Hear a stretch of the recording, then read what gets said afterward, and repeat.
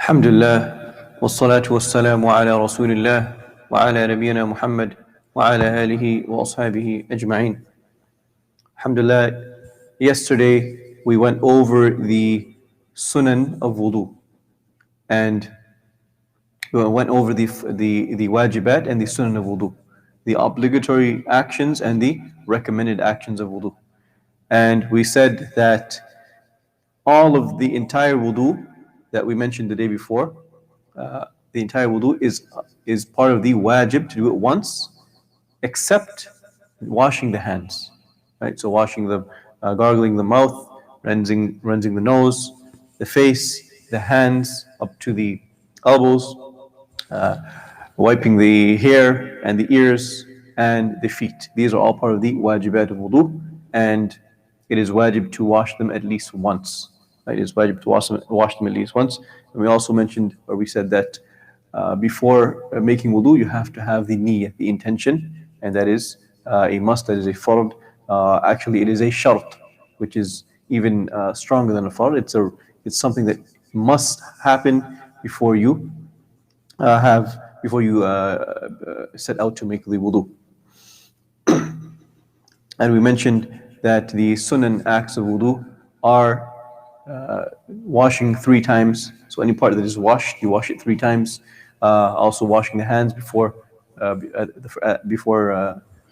wudu, or the first thing that you wash is washing the 2 hands 3 times. We mentioned from the sunan actions of wudu is washing the right before the left, and also the dua after the wudu is finished. And we also mentioned from the makruhat, the things that are hated, or the things that are disliked when making wudu, is wasting water, right? From the makruhat is wasting water when making wudu. Today, inshallah, we will start the chapter of as-siwak, bab as-siwak. And the author, Ibn Qudama rahimahumullah, he puts the sunan of siwak, or the recommended times to do the siwak, in this chapter.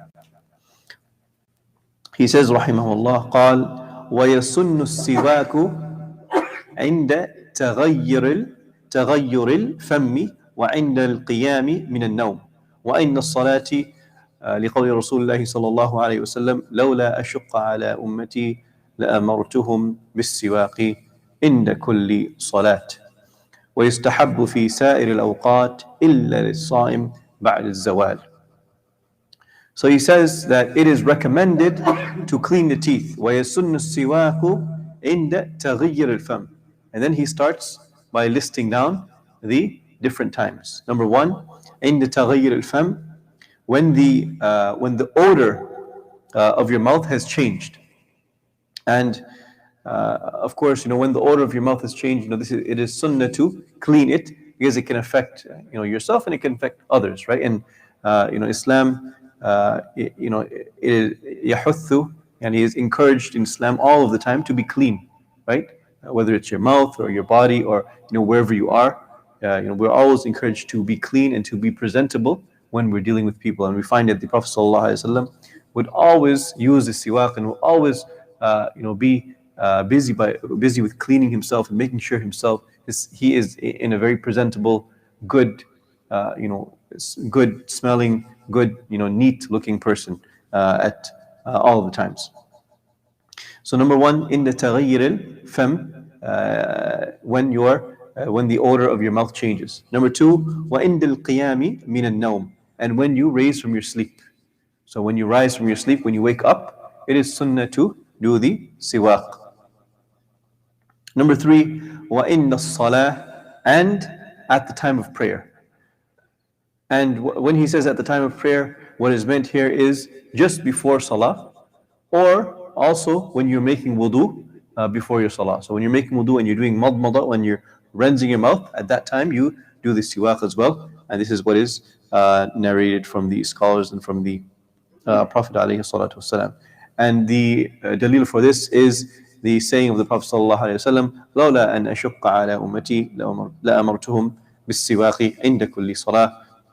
If it has not been too much of a burdensome for my ummah, for my nation, I would have commanded them to clean their teeth before every prayer, before every salah.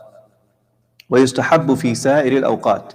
And it is recommended at all times. It is recommended at all times. So we have two types of recommendations here, right? The scholars have mentioned there are two types. Number one is the recommendation that is that is general. So it's generally recommended for you to have a clean mouth, for you to be using the siwak, for you to have a clean smell coming from yourself, generally, right? And then in these particular times, which is narrated that the Prophet ﷺ, it is accurate. It's even more recommended during these times that we make sure that we use the siwak in these times, and that is when the odor of your mouth changes, and when you get up from sleeping, and when you are going to pray. And then there is one time which it is makruh for someone to do the siwak, and it is إِلَّا لِلصَّائِمِ بَعْدَ الزَّوَالِ, except for the person that is fasting after zawal. And zawal is just before the time of dhuhr. And the reason for this is the scholars have mentioned the Prophet ﷺ said in an authentic hadith narrated in Sahih al-Bukhari, وَخُلُوفُ فَمِّ الصَّائِمِ أَطْيَبُ عِنْدَ اللَّهِ من ريح المسك. And the smell of the fasting person's mouth is better in the sight of Allah than the smell of musk, right? Than the smell of musk. And they said that usually the smell of your mouth changes around this time, after this time. So after the midday, right, after dhuhr, that is when usually the smell of the mouth starts to, or the fasting of the person starts to affect his mouth. They also have a hadith from the Prophet ﷺ indicating this, but the hadith has some weakness to it. And they also have to prove for this point some actions of some of the Sahaba. They would stop using the siwak when they're fasting after the time of zawal, which is the time of dhuhr, when the sun is at its peak at noon time, when there is no shadow, when you go outside. That is the time of zawal, or zenith in English. Now, one point to note before we conclude, or before we finish, we mentioned this chapter, and it's called Bab al-Siwak, and we mentioned the times of using the siwak, the miswak.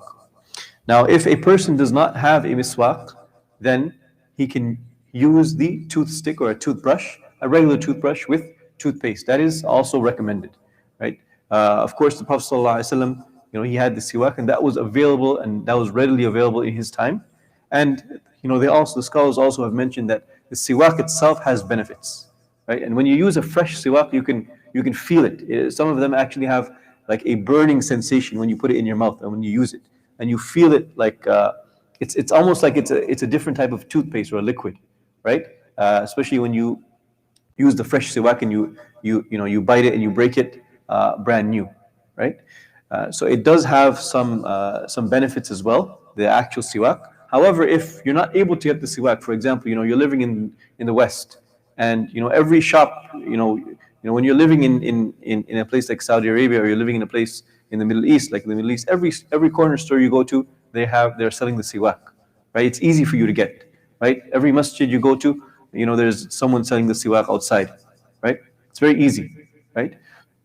But for us, if it's not available to you, if you don't have the siwak and you have a toothbrush, then the toothbrush is the second, best thing, right? To use a toothbrush and use toothpaste, if necessary, to clean your teeth, because the whole intention behind it is to remove the odor from your mouth, so that your mouth smells fresh, and you have a fresh odor when you're dealing with others, right? That is the intent. That is the maqsood of using the siwak.